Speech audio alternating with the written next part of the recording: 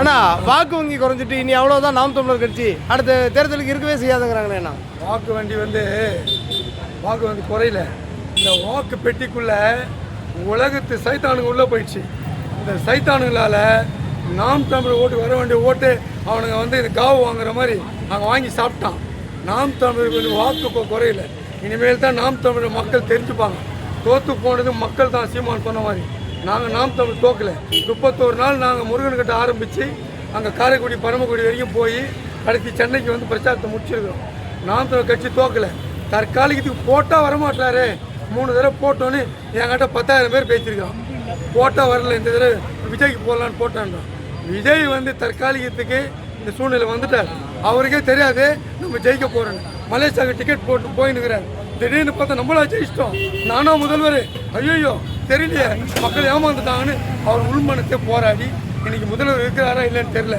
அவர் சொந்த தொகுதியில் முதல்வரை தேடினுக்கிறாங்க. தொகுதி வேட்பாளர் விஜய் ஜோசப்பை. அதை தெரிஞ்சுங்க. நாங்கள் மீண்டு எழுவோம். நாம் தமிழில் இருக்கிற ஒவ்வொருத்தனும் 1,00,000 பேருக்கு சமம். 19 லட்சம் பேர் இருக்கிறான் அப்படின்னு மல்டிப்ளை பண்ணிக்க. சாதாரண தோற்று போகிற கட்சி இல்லை. இந்த நாட்டுக்கு தான் கேடு. நாம் தமிழ் தோத்தா இந்த மக்களுக்கு தான் கேடு. இந்த மக்களுக்கு உண்டான நல்லதை செய்ய வந்தோம். நாங்கள் சாராயத்தை ஒழிக்கிறோன்னு சொன்னோம். முதல் கையெழுத்து விஜய் சொல்ல முடியுதா? உனக்கு ஆண்மை இருக்குதா? இலவச தரமாற்றம் சொல்கிற ஆண்மை இருக்கா? இல்லை. சீமான் சொன்னார் நாங்கள் முதல்ல ஒழிப்போன்னு. எல்லா குடிகாரனுங்களும் ஓட்டே போடல. குடிக்கிறோம் அத்தனை பேரும். இந்த பெண்கள் தாலி ஏறுது. அவங்களாவது நாம் தமிழ் சீமான் முதல் கையெழுத்து போடுறனாரு ஓட்டு போட்டிருக்கலாம். அதை போடவே இல்லை. பெண்களுக்கும் அறிவிப்பெல்லாம் இறந்துட்டாங்க. விஜய் வந்தால் செஞ்சிருவாங்கன்னா ஒன்றும் செய்ய முடியாது. இன்னும் 10 ஆண்டு கொடுத்தா விட இந்த நாடு மோசமாக தான் போகும். நாம் தமிழ் ஆட்சி என்பது சொர்க்கத்தை நீ பரலோகத்திலையோ மோட்சத்திலையோ பார்க்க வேண்டியதில்லை. நாம் தமிழ் ஆட்சி வந்தால் நீ வாழ்கிறப்பே சொர்க்கத்தை காமிப்பார் நாம் தமிழ் கட்சி. நாம் தமிழர் ஒரு நாள் வெல்லும். நன்றி. சூப்பர்ண்ணா. சீமானுக்கு பாதுகாப்பே அங்கே வரக்கூடிய அந்த மக்கள் ஒன்று. 2வது பாதுகாப்போட பிரச்சனை. நாங்கள் துப்பாக்கி ஆயுதம் ஏந்தி வரல. நாங்கள் தமிழ் தேசியத்தில் வந்த பிள்ளைங்க வீரத்தோடு வந்திருக்கோம். அவருக்கு பிளாக் கேட்டு கருப்பு போன பயம். சீமானுக்கு பயம் இல்லை. மக்களே சந்திக்காத ஒரு கட்சியை ஸ்டார்ட் பண்ணிட்டு லெட்டர் பேடில் ஸ்டார்ட் பண்ணேன். யூடியூப்பில் போச்சு, பத்திரிக்கையில் போச்சு.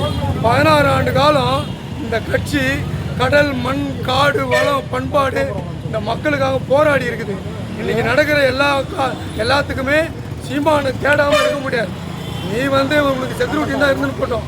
சீமானுக்கு நாங்களே செக்யூரிட்டி. மாநில பாதுகாப்பு படை இருக்குது.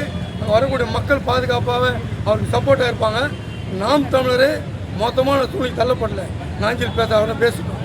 நாங்கள் மீண்டும் வருவோம், மீண்டும் எழுவோம். நாம் தமிழர். அவ்வளோதாங்கண்ணா. சூப்பராக வணக்கம். நாஞ்சில் சம்பத் அவர்கள் பார்த்தீங்கன்னா கட்சி தோக்கிறதுக்கான காரணங்கள் அது இதுன்னு அடுத்த தேர்தலில் கட்சி செட்டு வச்சு அவர் முடிஞ்சிருச்சுங்கிற மாதிரி பேசியிருக்காரு. எப்படி பார்க்கலாம்? இந்த நாஞ்சில் சம்பத், வைகோ, திருமாவளவன் இவங்கெல்லாம் எந்த கட்சிக்கு போகிறாங்களோ அந்த கட்சி, விஜயகாந்த் உள்பட அந்த கட்சியை இவங்க போன இடம் எப்போ உருப்படாது. நாம் தமிழர் கட்சி அழிஞ்சு போச்சு, இனிமேல் வராதுன்னு சொல்கிறது முட்டாள்தனம்.